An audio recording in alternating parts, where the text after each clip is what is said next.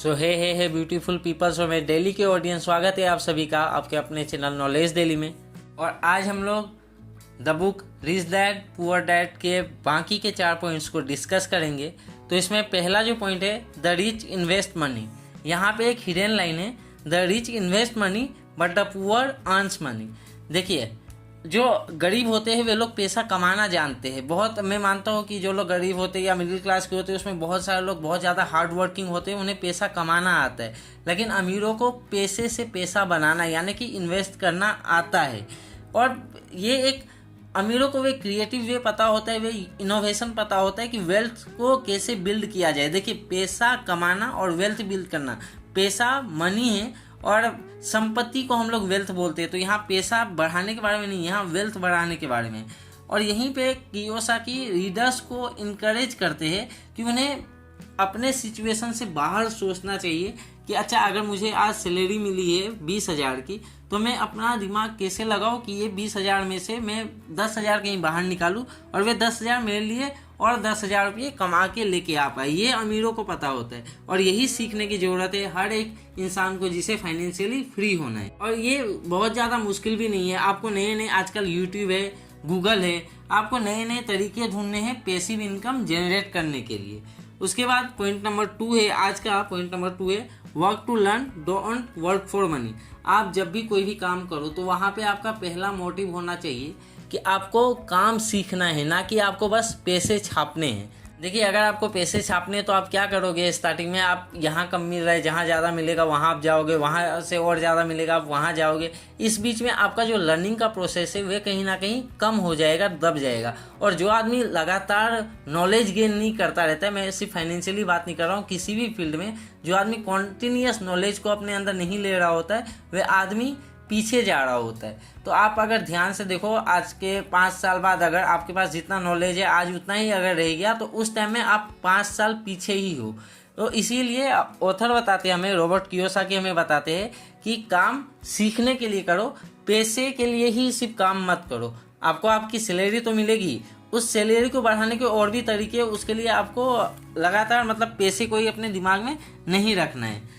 इसे बहुत अच्छी तरीके से ऑथर यहाँ पे बताते हैं कि फाइनेंशियल सक्सेस के लिए बहुत ज़्यादा हाई सैलरी होना इम्पोर्टेंट नहीं है, बल्कि आपके पास जितना पैसा है जब आप उसे इन्वेस्ट करते हो अपने खुद के एजुकेशन में, अपने लर्निंग प्रोसेस में, आप जो भी आप सीख रहे हो, नए स्किल सीख रहे हो। मान लो आप अभी कुछ काम कर रहे हो, उसमें एक फील्ड है जहाँ स्पेशलाइज आप कर सकते हो, उसके लिए आपको पैसे चाहिए, आप अपनी सैलरी में से पैसे निकाल के उस चीज़ में आप स्पेशलाइज कर जाते हो तो आपकी सैलरी फिर बढ़ेगी। तो जितना ज़्यादा एक आदमी लर्न करता है उसके लिए उतनी ज़्यादा नई अपॉर्चुनिटीज़ खुलती रहती है। और लर्न करना मतलब ज़्यादा अर्न करना होता है। आप जब तक आप सीखते रहोगे तब तक आप ग्रो करते रहोगे। तो इसीलिए अगर आपको कहीं रिस्क भी लेना पड़े तो आप कुछ सेक्रीफाइस भी अगर आपको करना पड़े तो आप करो। अभी के लिए लोअर सैलरी में अगर काम कर रहे हो तो करो, लेकिन अपने सीखने के प्रोसेस को बंद मत करो और सीखने के लिए ही काम करो, पैसे के लिए मेनली काम मत करो। उसके बाद है ओवरकमिंग ऑब्स्टेकल्स। देखिए, इन 30 डेज चैलेंज में मैंने जितने भी बुक एक्सप्लेन किए हैं उनमें से 3 से 4 बार ये हर बुक में ये टॉपिक आया है, ये पॉइंट आया है। अभी तक 3-4 बार मैंने ही एक्सप्लेन कर दिया ओवरकमिंग ऑब्स्टेकल। तो यहाँ पे भी ऑथर, देखिए, ऑब्स्टेकल्स आप किसी भी फील्ड में जाओ, आपके पास पहले बिगनर्स लक आता है जो हमें द सटल आर्ट ने सिखाया था, और उसके बाद ऑब्स्टेकल्स आते हैं।